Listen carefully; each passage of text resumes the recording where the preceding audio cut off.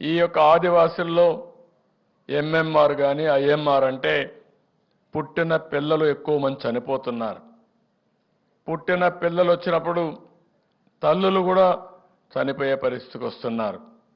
ఇది మంచి పరిణామం కాదు. దీని మీద మనం శ్రద్ధ పెట్టాల్సిన అవసరం, తగ్గించుకోవాల్సిన అవసరం ఉంది. జీవిత కాలంలో ఇద్దరు కంటే కూడా ఎక్కువ జన్మనిస్తే ఈ యొక్క పాపులేషన్ జనాభా ఇదే మరి మేనేజ్ అవుతుంది.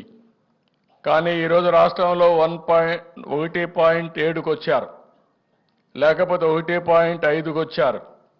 అంటే రాబోయే రోజుల్లో ముసలి వాళ్ళు ఎక్కువ అవుతారు, పిల్లల సంఖ్య తగ్గిపోతుంది, సంపాదించేవాళ్ళు కూడా ఉండరు, కడాన ఆధారపడే వాళ్ళు పెరిగిపోతాం. మన పిల్లలు మనకు ఆస్తి. పిల్లల్ని బాగా చదివిస్తే మనం కష్టంలో ఉన్నప్పుడు కానీ పెద్ద అయిన తర్వాత కానీ మనల్ని చూసుకునే శక్తి ఉంటుంది.